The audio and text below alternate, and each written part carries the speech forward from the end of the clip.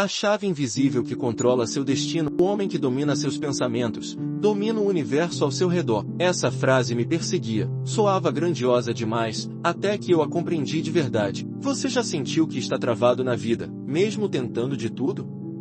Já teve a sensação de que existe uma força invisível te segurando, como se algo dentro de você boicotasse suas tentativas de crescer? Eu senti isso por anos, até que encontrei os ensinamentos de Napoleão Hill, e tudo mudou. Hill dizia: você é o mestre do seu destino, o capitão da sua alma. No começo, isso parecia poesia, mas ao mergulhar no seu livro Pense e Enriqueça, entendi, ele estava falando da mente, e não só da mente consciente, mas do poder escondido que temos de moldar a realidade a partir dos nossos próprios pensamentos. Hoje quero te contar como comecei a dominar minha própria mente, e como você também pode fazer isso. Vamos começar por uma pergunta essencial: você realmente pensa, ou apenas reage aos pensamentos que surgem? Essa foi a primeira virada de chave. Eu percebi que não estava pensando de forma intencional. Era como se meus pensamentos fossem folhas ao vento, levadas por emoções, notícias, influências externas. E aí está o segredo. Hill ensina que o pensamento direcionado com propósito é a força criadora da mente. Quando você aprende a controlar o que pensa e como pensa, você começa a criar, e não apenas sobreviver. Foi isso que comecei a aplicar, mas o que vem a seguir é o que realmente virou o jogo. Você já imaginou poder reprogramar sua mente como se estivesse escrevendo um novo código em um computador? Napoleão Hill chama isso de autossugestão, e quando descobri esse conceito, foi como se eu tivesse recebido um mapa do tesouro. A autossugestão é o processo de alimentar a mente com mensagens específicas, repetidas com emoção, até que elas se tornem crenças. E o mais incrível, a mente subconsciente não distingue o que é real do que é repetido com convicção. Lembro que no início, eu repetia a frase simples todos os dias: eu tenho clareza, eu mereço prosperar, minha mente trabalha a meu favor. No começo parecia ridículo, mas, aos poucos, algo foi mudando. Minha postura, minha confiança, minhas decisões. Era como se meu cérebro estivesse começando a acreditar, porque, de fato, estava. Hill explica que a mente funciona como um jardim. Se você não planta nada, ervas daninhas crescem. E os pensamentos negativos são essas ervas daninhas, surgem sozinhos. Por isso, você precisa plantar deliberadamente os pensamentos certos. Agora, pense comigo. Quais frases você está permitindo que se repitam todos os dias na sua cabeça? Porque a resposta a essa pergunta pode revelar exatamente por que sua vida está como está. A seguir, vou te mostrar o que fazer quando a dúvida, o medo ou o cansaço mental começam a tentar sabotar esse processo. Durante muito tempo, eu achava que o maior obstáculo era o mundo lá fora, o mercado, a crise, as circunstâncias. Mas um dia eu percebi, o inimigo estava dentro de mim, e tinha nome: dúvida e medo. Napoleão Hill foi claro: o medo é o maior ladrão dos sonhos, e ele não age gritando, ele sussurra, diz coisas como: e se não der certo? E se você fracassar?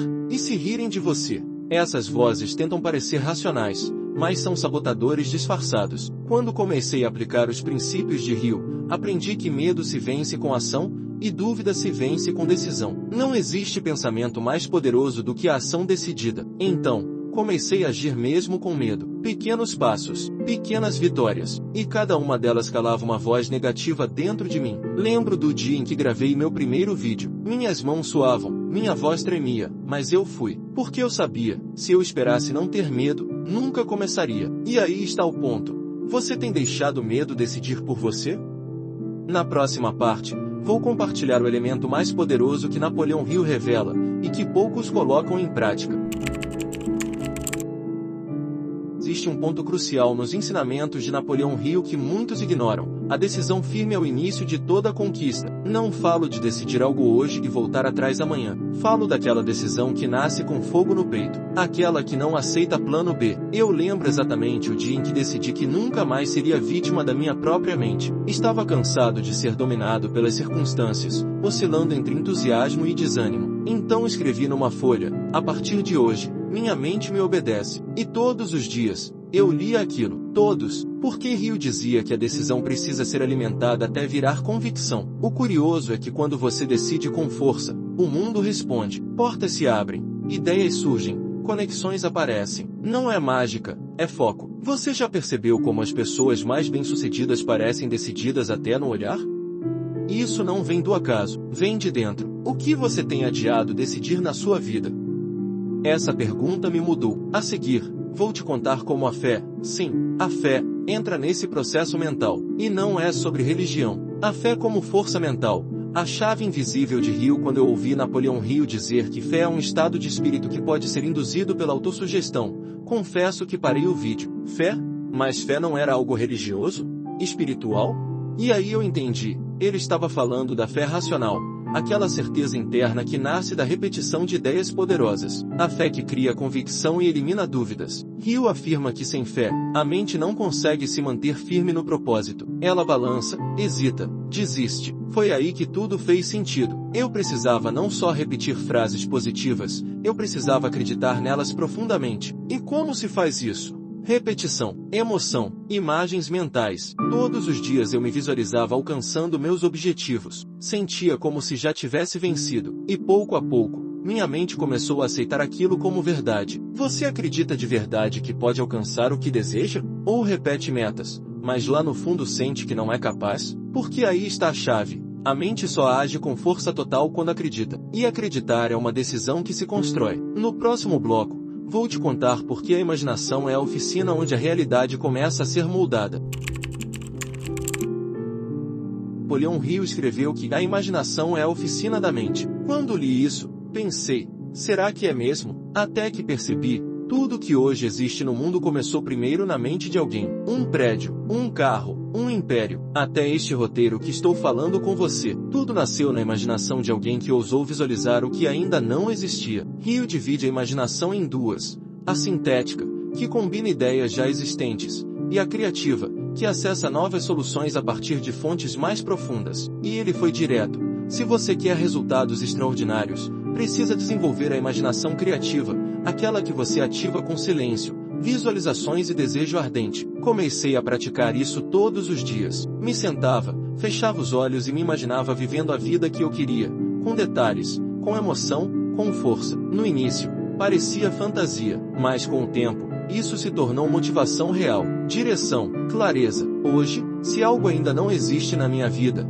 eu sei onde devo construí-lo primeiro, na mente. E a partir daqui, você vai entender por que o desejo intenso é o combustível de tudo. Napoleão Hill afirmou que o desejo é o ponto de partida de toda realização. E eu fiquei pensando, será que é realmente assim?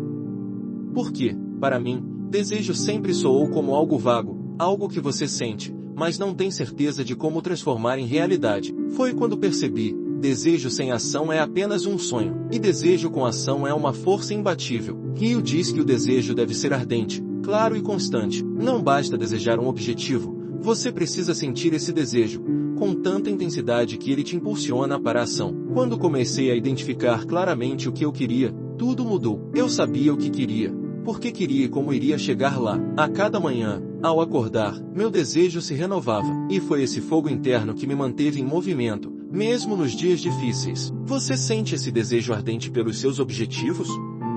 Ou você tem apenas um desejo vago e passageiro? Porque a diferença entre os que realizam e os que ficam esperando está nessa intensidade de desejo. O desejo que você não desiste, que não permite que as circunstâncias apaguem. A seguir, vou te revelar a importância de ter um plano claro e definitivo para alcançar seus objetivos. O plano definitivo, a estratégia que transforma desejo em realidade. Napoleão Hill sempre insistiu, aquele que não planeja está, na verdade, planejando o fracasso. Isso foi um tapa na minha cara. Durante muito tempo, eu tinha grandes sonhos, mas minha única estratégia era esperar que as coisas acontecessem. E adivinha o que acontecia?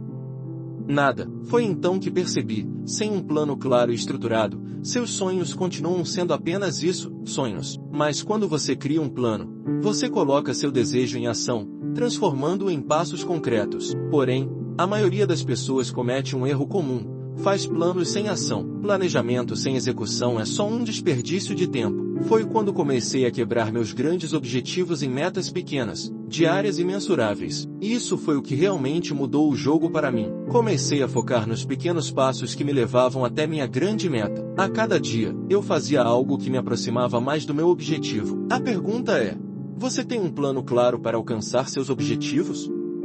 Ou está apenas esperando que as coisas aconteçam por conta própria?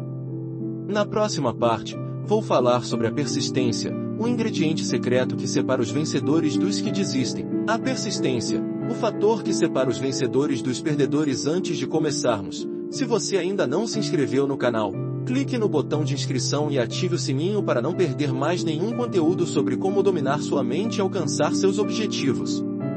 Napoleão Hill diz algo que ressoou profundamente em mim: a diferença entre o sucesso e o fracasso está na persistência. Isso me fez refletir.